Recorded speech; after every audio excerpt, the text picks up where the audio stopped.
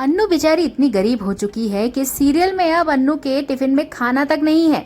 जहां पे आर्यवर्धन ने जैसे ही सभी ऑफिस के कलीग्स को पार्टी में जाते हुए देखा, खाने की लंच पार्टी में, लेकिन उसे अन्नू दिखी ही नहीं। तो वो सोचता है कि अब मैं अन्नू के साथ ही लंच करूंगा। जैसे ही वो अन्नू को अपने कैबिन में टिफिन के साथ बुलाता है तो अन्नू के दिल की धड़कनें ही बढ़ जाती हैं कि आखिरकार मैं सर को जवाब क्या दूंगी। खाना तो मैं लाई नहीं हूँ, घर पे गैस और चूल्हा भी नहीं है।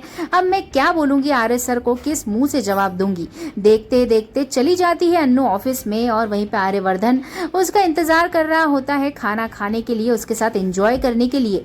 क्योंकि पिछले दिन ही अन्नू बहुत ज्यादा रोई है आर्यवर्धन की वजह से, क्योंकि आर्य ने विपिन से शादी करने के लिए जो अन्नू को मजबूर किया है। खैर, अब अन्नू की खुशकिस्मती के लिए अब वो चाहता है कि वो अन्नू को कुछ खुशियां दे, लेकिन जैसे ही वो सोचता है कि अब टिफिन खोलता हूं मैं, टिफिन खोलता है तो टिफिन खाली निकलता है। खाली देखते ही जब वो अन्नू की तरफ देखता है तो अन्नू बेचारी बिलक बिलक के रो रही होती है और वो बताती है अपने घर की आर्थिक स्थिति के बारे में। वो बताती है कि सुबह से हम बहुत परेशान हो रहे हैं और घर में गैस भी नहीं है, पैसे भी नहीं है और मेरे पापा को नौकरी से भी निकाल दिया गया है। अब आर्य से रहा नहीं जाता है और आर्य तुरंत अन्नू के साथ उसके घर जाता है और उनकी सारी प्रॉब्लम्स को हल करने के लिए अब उसके पापा से कहता है कि मैं आपकी हेल्प करना चाहता हूं और आप मुझे इस बात के लिए मना भी नहीं करेंगे।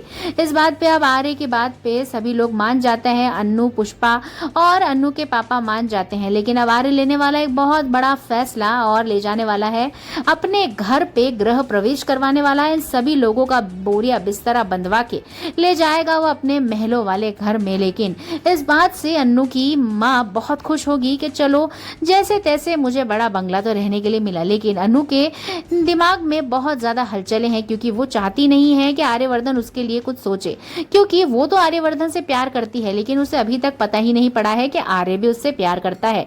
लेकिन वो मना कर देती है आर्य से कि वो उसकी कोई भी केयर ना करे और उससे कोई मतलब ना रखे।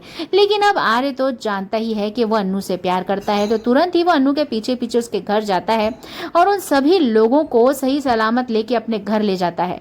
लेकिन दोस्तों, क्या घर में, हवेली में सभी लोग इन लोगों को एक्सेप्ट करेंगे? क्या आर्य के इस फैसले को कैसे एक्सेप्ट करेगी अन्नू और अन्नू की माँ? और अन्नू की माँ तो ठीक है, आर्य की मॉम इस बात को कैसे एक्सेप्ट करेगी कि अन्नू और अन्नी का परिवार यहाँ रह रहा है, क्यों रह रहा है, किस रिश्ते से रह रहा है?